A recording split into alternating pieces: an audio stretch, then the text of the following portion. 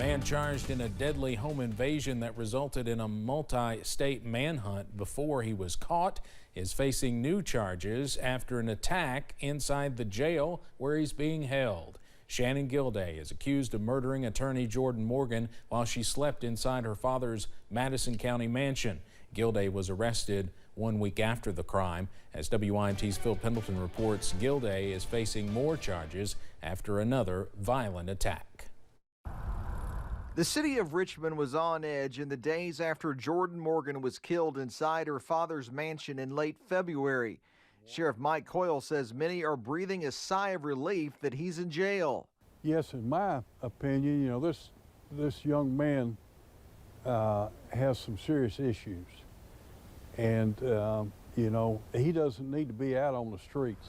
It was on the streets of Richmond where a Madison County deputy found Gilday February 28th, almost a week after Jordan Morgan was killed. He's exactly where he needs to be. He's committed a very serious crime. He's took the life of a young lady. But it's in jail where police say he assaulted a deputy jailer. During that attack on the deputy jailer, a police citation states that Gilday placed his right forearm over the deputy jailer's neck, causing him to have difficulty breathing and difficulty in calling for help. Gilday is now facing new charges, first-degree strangulation and third-degree assault on top of a murder indictment. I personally know Mr. Morgan, his daughter being murdered, him being a victim, being shot 3 times, where a person comes into their home in the wee hours of the morning. The community was having a hard time grasping it. According to the arrest citation, the assault on the deputy jailer took place in an isolation hallway and was recorded on surveillance video. In Madison County, Phil Pendleton, WKYT. We did put in a request to get a copy of the surveillance video that captured the attack, but we were told our request was denied. Kentucky State Police arrested a Pike County man Sunday executing a warrant that claims he broke into the former Majestic Elementary School, robbed a man who was living in there, and tied him up on a mattress before trying to set it on fire. On April 8th, police say 43-year-old Timothy Lell stole multiple items, including a TV, large radio system, and a large amount of tools. He also allegedly robbed the man who was living in the building. Lell is charged with first-degree robbery. The Perry County Coroner's Office was called to a house fire Saturday night in the Krypton community. When officials were able to get inside the home, they found human remains. The remains were taken to Frankfort for an autopsy and later identified as 40-year-old Christopher Caldwell of Perry County. Toxicology and autopsy reports are pending, but a preliminary report from the medical examiner's office says foul play is not suspected.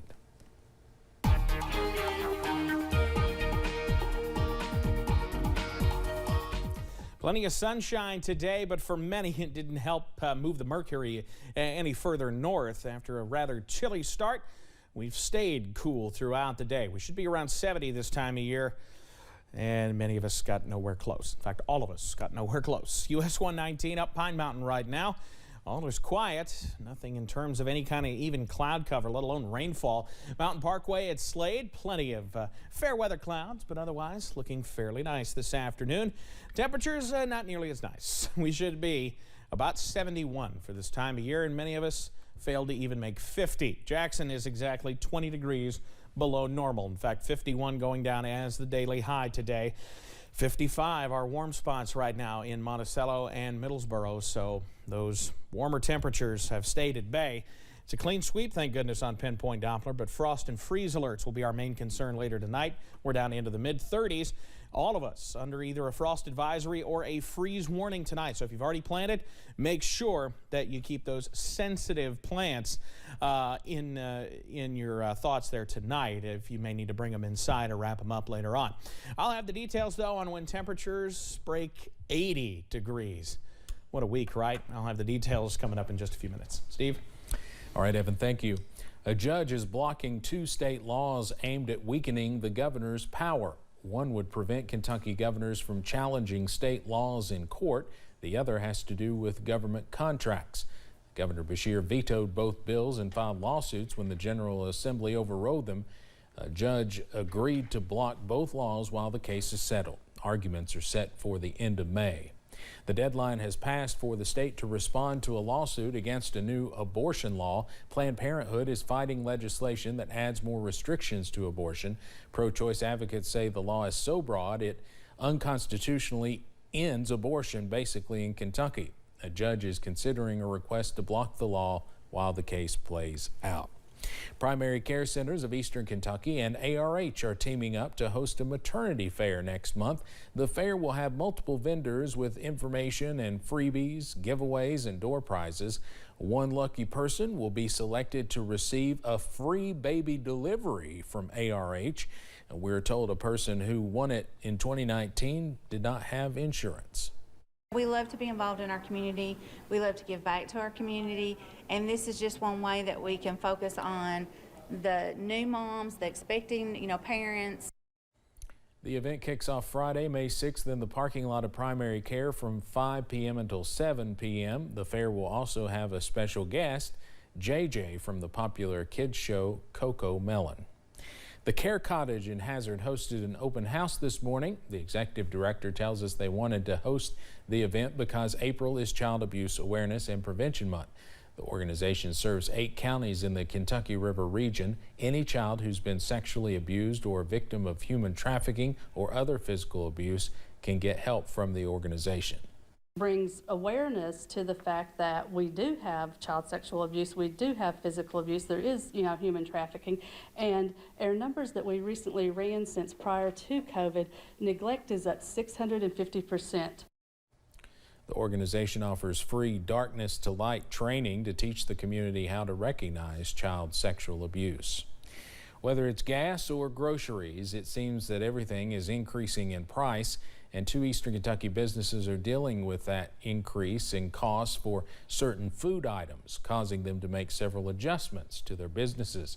WYMT's Alyssa Williams spoke to these local business owners to learn more about the changes they are making. If you go to Heritage Kitchen in Whitesburg and notice that a certain turkey or ham dish is no longer on the menu, there's a reason why. Based on sales figures and everything, we just thought, okay, we can, yes, it's going to hurt in the short term, but we will go ahead and drop those out. Price increases in turkey and ham caused the restaurant's owner and manager, Brad Shepard, to redo their menu, even replacing some of the turkey items with other meat substitutes. And it's even more than turkey and ham going up so much. Everything has gone up to a point that at times it almost seems unsustainable. Shepard adds that he stays on top of any price changes and adjusts menu items accordingly. But you do what you got to do. It's either that or close the doors. And right now that does not seem like an option for us. And as for Hyden grocery owner Tim Couch, he's experienced similar issues, causing him to increase the prices of deli items. It's ridiculous. The customer's the one that ends up having to pay the price of it, but it's really amazing because you lose sales once you raise prices. It's just a vicious cycle. Couch says that these price hikes could be attributed to fuel costs. Well, I hope that, it levels out and starts going back down the cost of things, but I can't see it in the near future, anything like that happening. I would hope that it would, but it's not looking good. Making the necessary changes to keep business going. Alyssa Williams, WYMT, Mountain News. Couch adds that this issue goes beyond price hikes. He adds that many brands like Fisher Meats have discontinued several of their products, causing shelves to remain sparse. Appalachian Wireless announced it would be shutting down its 3G networks by the end of 2022.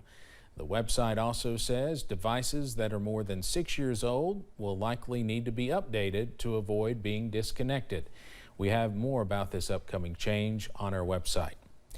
Bill Gatton, one of the University of Kentucky's greatest donors, has died, but his legacy lives on as 2 on-campus buildings are named in his honor, and he left behind a few scholarships in his name. A member of the class of 1954, he received his MBA from the prestigious Wharton Graduate School. He would later make his wealth owning several car dealerships in the Southeast and multiple real estate projects. He He would turn some of his earnings into a $5 million scholarship targeting first-generation college students. Gatton was 89 years old. During the summer, parents are looking for activities for their teens, and a summer internship program that connects teens and young adults with employers was discussed today at a local Chamber of Commerce meeting. WYMT's Dakota Makris was there. Focusing on teens and young adults ages 16 to 24, Prosper Appalachia, a fairly new organization created by the Eastern Kentucky Concentrated Employment Program, is working with other organizations to break down barriers. Try to increase the opportunities for our young people to live and thrive here in the region, and so that they don't have to leave home to find their future. Discussing a paid summer internship program during a Hazard Perry County Chamber of Commerce meeting Tuesday, matching young adults with employers who best suit them. We're trying to serve young people that are either at risk of becoming disengaged or they're already disengaged from education or career. Also speaking at the meeting was the new Hazard ARH Community CEO, Tony Sudeth, telling chamber members what the hospital system is doing to better patient care. We've been working on a very detailed project in our surgical area to help improve processes, to improve our outcomes that come out of our surgery department.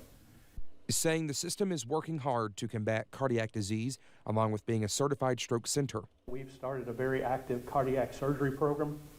I have 2 excellent cardiac surgeons on board now. We're starting to see those volumes really move up.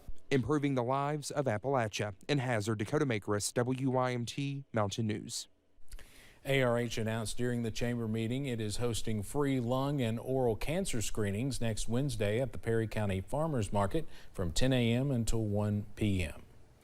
It's a big day for American Idol contestant and Louisa native Noah Thompson. Lawrence County Judge Executive Philip Carter proclaimed April 2022 as Noah Thompson Appreciation Month. The proclamation read, quote, "Thompson has not only just shown his ability as a singer, he's been a shining light on Lawrence County with his character. Congratulations on making it to the final 14. You make Lawrence County proud."